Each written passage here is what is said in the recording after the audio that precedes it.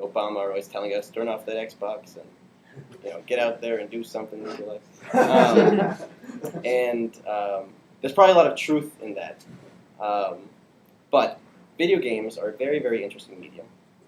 And you can take it from a lot of different angles. And I'm just going to take it from the Alex angle. And it's a discussion. And I have an idea of like what I think video games, what makes them cool. And maybe you guys will agree. Or maybe you guys will just find something way better. And I'll be like, oh man, you guys are way better than whatever I had in mind. But we're going to start with a quote. Cool? Let's hope this works. If I hit the thing here. Okay. Great. So this is from this book, Finite and Infinite Games. It's by James P. Carse. It's not about video games. It's about games in general. This class is about, might as well be about games in general, but it's video games in particular because I think they have something special. So this book is called Finite and Infinite Games, A Vision of Life as Play and Possibility. So you guys read this for a second. Think it over.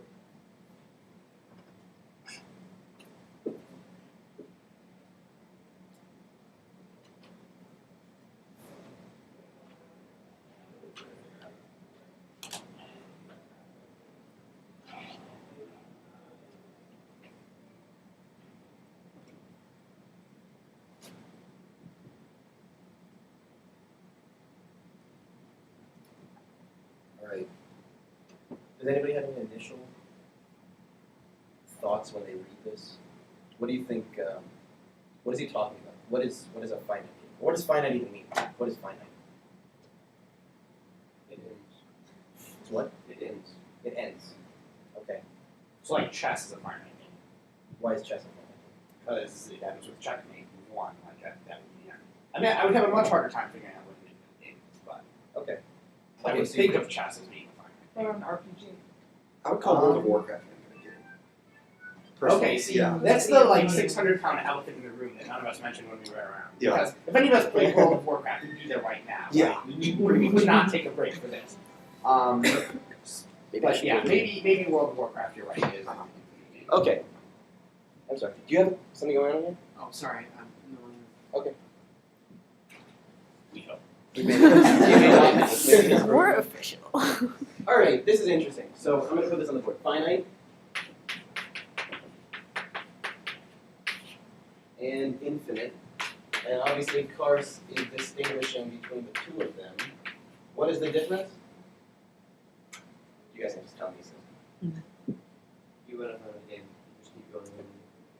Okay, so the finite game is played for the purpose of winning, and an infinite game for the purpose of continuing to play. Okay. So your example of a finite game was chess. Parker, were you saying an RPG is a finite game, or do you think it's an infinite game? I think it's an infinite game. Oh, why?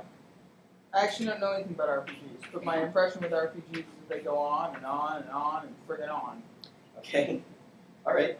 Prove me wrong. No, you're quite right. I think they are. About them. Depending Well, on the no, RPG. it depends. Technically, Baldur's Gate is an RPG. Well, no, it is an Technically, Legend of RPG. Zelda is also an RPG. No, they're RPGs, but the thing about them is like even when Yeah. if they aren't an RPG that's like I don't know Shadowrun or something where you play till it's over, like Well, yeah. even if in those games the point really isn't to like have beaten the last boss and be done. Like to some extent yes that's what you're trying to do, but like you're in it for the story and the more like I don't know like in Zelda like I don't know hitting the chickens and having them kill you or something like the more like random details and the more things that are the sort of sideways things can be more or less important depending on the type of RPG. Well, So- there is still a difference between like a game you can win and a game you actually just can't win. Like there isn't an end. No, it's true, but I mean like So, you're saying really, I mean, you're distinguishing between a game. All of you guys are trying to talk about games that are distinctively like finite or distinctively infinite, which is interesting anyway because we live in a finite world, so it would make like a game. I guess something about playing it a lot or playing it forever. We're all with that. What? Mark, you want fucking right. Who is playing these games? The answer is No, we are. People, right? People are Okay. playing these games, right? Okay, so because since a finite game is played, it's like Pat, is played for the purpose of winning. Who is playing? We're playing, right? So whose purpose is it? Our purpose. Our purpose. Yes, correct. And the infinite game is also played for the purpose of continuing to play. So when we talk about a game engaged in with a purpose, with an inclination in the game, do you think Kars is only talking, I think he's talking about it on 2 levels, right? Do you think he's talking only about the nature of the game, or is he also talking about the nature of play itself? Obviously, I'm not leading you guys. So, the finite game is played for the purpose of winning, and that describes a player's attitude. So does the finite game have to kind of include winning in the game mechanic? Because I'm thinking about like Settlers of Catan, where Mhm. like you play the game, and yes, eventually someone does win, but they win according to a point system that's like incredibly contrived. Like whereas like in chess, like it's pretty clear what the game mechanic is, Mhm. and like in Settlers of Catan, like you just assign point values to things, and ultimately someone gets 10 points. Okay. So like is it just that there's winning? Because like in World of Warcraft, there's some like hardest thing you could do, I assume. Yeah, I guess you're like, you get to level 70, and then they release like Wrath of the Lich King, then you get to like level 80, and then you just keep on going, and I guess you can get achievements here and there, but those are released like every so often, so the game, I see. There's Like, more. They're yeah, always like- adding more content. yeah, so Okay. so I guess at any given point, the game can be considered finite, because you can have like achieved everything, but then the developers will release another thing for it, and you'll have to go for that. Okay. Okay. Yeah. But winning, let me ask you a question. What is winning? What do we mean by winning? That's an important concept. What does it mean to win? It means beating the other person. Completing 100% of all of the objectives. Well, I guess in World of Okay. Warcraft, yeah, that would Yeah. be true. Yeah. Um, I would consider winning to be like completing 100% of the objectives in the game that are possible to be beat. What if I told you that you got every heart piece in Zelda, Mhm.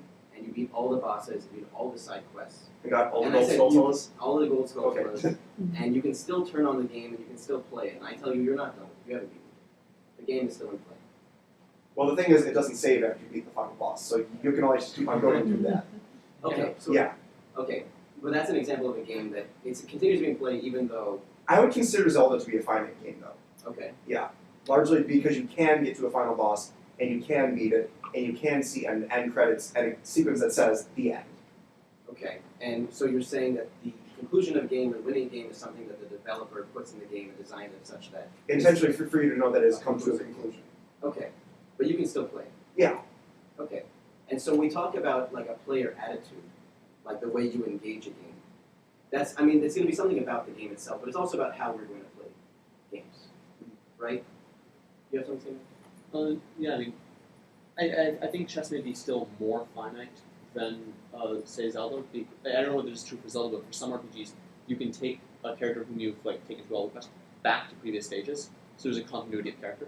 In chess, when the game ends, essentially the reason it's ended is because you are incapable of continuing to play. You've reached a point where no further play is possible. Okay. With Zelda, you reach a point where no further play is necessary. So, Now, what if in chess we define like one match, right? One chess match. What if we bet that and didn't consider the game of chess like one chess match? What if it was Noah and Alex playing chess, and we want to play chess, and we play by certain rules, and these rules are such that eventually somebody's pieces are all gone, and we continue the play. It just means we have to put all of our pieces back on the board. that sounds more. Okay, so that's something different about the game. So chess seems like a game that can be played in a finite manner, but it can also be played in an infinite manner. And I think that when it talks about a finite game is played for the purpose of winning and an infinite game for the purpose